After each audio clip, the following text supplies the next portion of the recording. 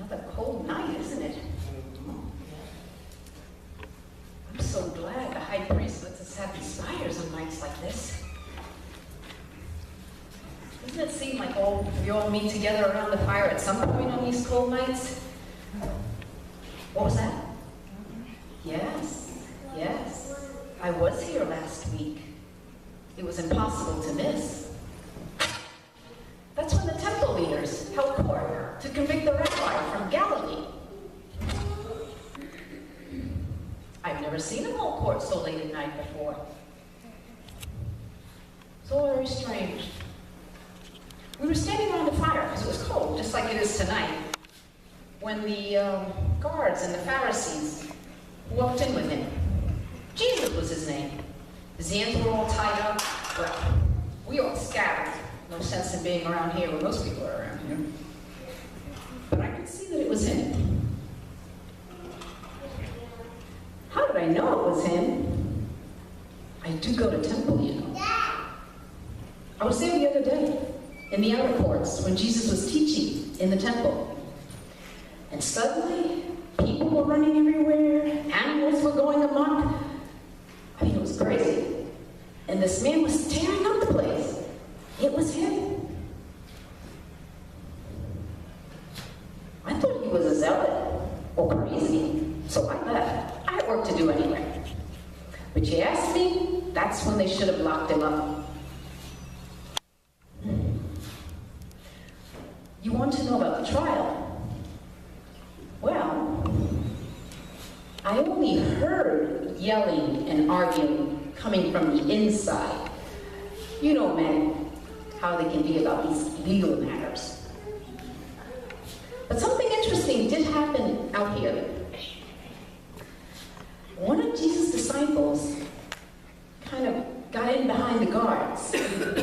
At first I thought it was just one of the curious. Everybody was curious to know what was going on. Except he was acting so strangely. What was he doing? Well, he acted like he was hiding something. He acted like a guilty person. I don't know why people do that. Doesn't it make him so obvious? Every time I try to look at him, he would look away. He would hide his face. Well, that just made me more curious. And then it dawned on me. He had been with Jesus at the temple. So I walked up behind him. And I said, "Didn't I see you and Jesus at the temple?" Well, he just jumped up and he grumbled something like, "I don't know what you're talking about." And he kind of walked off. Wasn't at the fire anymore. Well, I was sure that it was him. So I asked the others around the fire if they remembered seeing him with Jesus. Well, one of the other servant girls said yes, she had seen him with Jesus too. Well, he comes back to the fire, he's all angry and agitated, and he says, "I don't know him."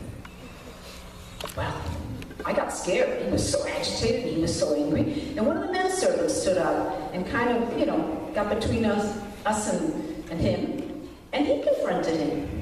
He said that the disciples of Jesus seemed to have like a different accent, like a country drawl, maybe because they were from Galilee or something, but that they sounded different, and that man sounded different. Well, suddenly, he starts swearing, he's cursing, he says he didn't know Jesus, never met him, and didn't care what happened to him. And then a rooster crowed.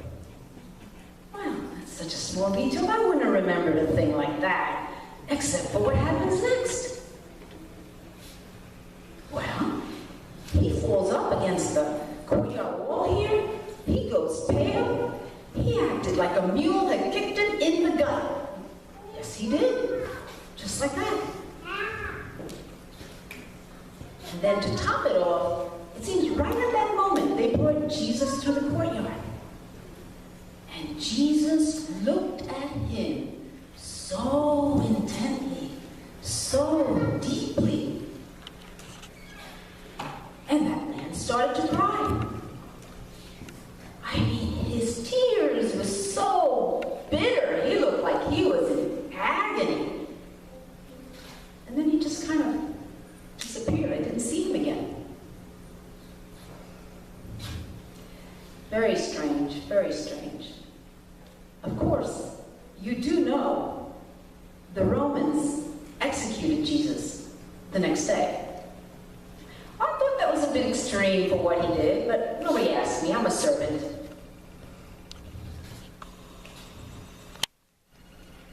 I had heard a rumor, though. They said his body was missing from the tomb. Well, I overheard the priests say that his disciples had stolen the body. Well, really, what does anybody want with a corpse? Very strange.